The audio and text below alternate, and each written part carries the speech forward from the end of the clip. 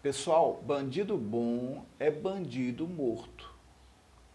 Quando se fala em bandido bom é bandido morto, o que é que você imagina? Você imagina que temos que exterminar, que matar todos os bandidos, não é isso?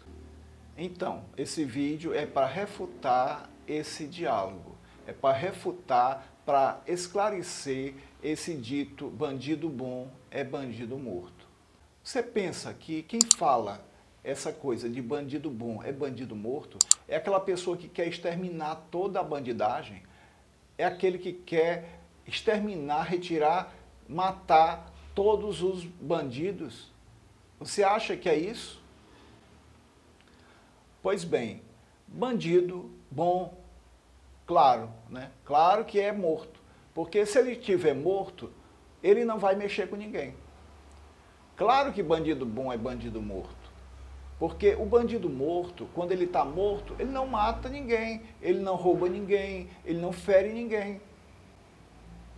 Agora, não é o caso de você dizer que tem que exterminar todos os bandidos, que tem que matar, que tem que dizimar todos os bandidos. Não é isso. As pessoas entendem uma coisa ao pé da letra. Não é, ninguém pode ver tudo ao pé da letra. A gente tem que examinar cada coisa. Então, nós vivemos em uma sociedade violenta, onde morre muita gente, morre muitos jovens, certo? Eu vejo aí muitos bandidos morrendo e não me alegra essa questão. Não me alegra a morte de um ser humano. Não me alegra a morte de ninguém. Vocês estão vendo a carnificina que está acontecendo no Brasil. Morrendo muitos bandidos. Os próprios bandidos matam os bandidos. Mas não diminui a criminalidade, não diminui o índice de drogados, não diminui o índice de nada. Porque existe uma fábrica de bandidos no Brasil, existe uma fábrica de delinquentes no Brasil. Enquanto que um morre, aparece sempre outro. Não tem, é um ciclo vicioso. Quando morre um traficante, vem outro traficante e se coloca naquele lugar. E às vezes aquele traficante que morre é menos violento do que aquele que chegou e tomou o lugar dele. Então vivemos nessa sociedade. Eu moro em uma cidade chamada Itarema e na minha cidade morre, quase toda semana, morre 4, 5, 6 pessoas. Aqui não tem diminuído a violência, não tem diminuído o quadro de drogados e nem tem diminuído o quadro de traficantes. Apenas há uma substituição desse quadro, desse plantel. Então, eu não me alegro pela morte de ninguém.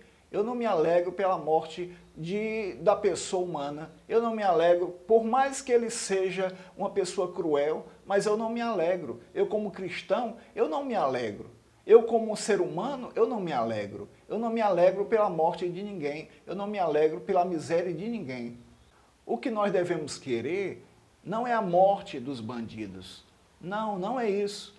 O que nós devemos querer é que esses bandidos sejam ressocializados, certo? Certo que certos bandidos, eles voltam a delinquir logo que passam por um sistema penitenciário e às vezes até pioram. Se o cara entra no sistema penitenciário, se ele vai preso por causa de um roubo, por causa de uma pequena delinquência, ele quando sai do presídio, ele sai mais perigoso ainda. Ele sai revoltado, ele sai com uma profissão, ele sai de uma faculdade, de uma pós-graduação em crime. Então, qual a minha proposta? Qual a minha maneira de pensar sobre esse caso? Eu acho que a penitenciária não reeduca, mas ao mesmo tempo nós não podemos conviver com certa classe de bandidos, certa classe de pessoas que se tornam uma ameaça para o ser humano, que se tornam uma ameaça para a sociedade. Se em uma sociedade onde a delinquência é o fator principal, se você se cala, você está sendo conivente com aquilo. Você está sendo conivente com o erro, com o mal, com a corrupção, com a degradação da sociedade.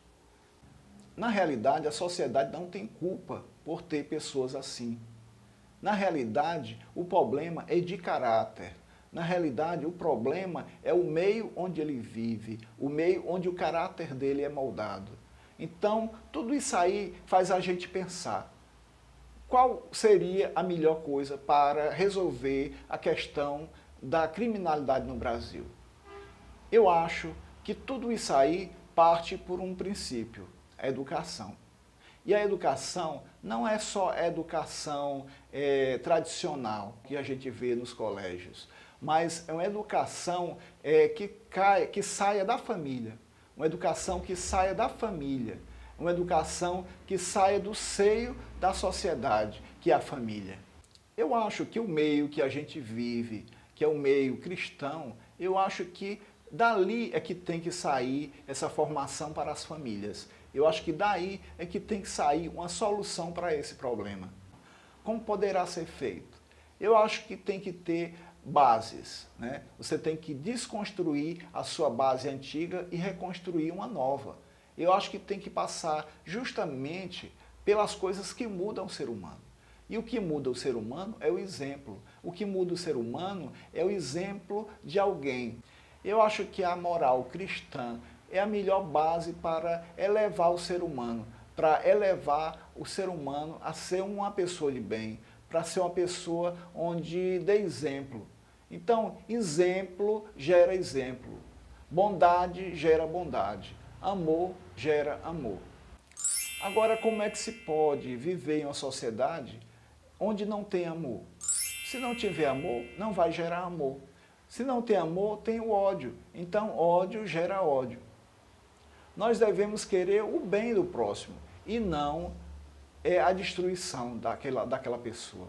Nós não devemos desejar o mal ao próximo, mas sim desejar o bem.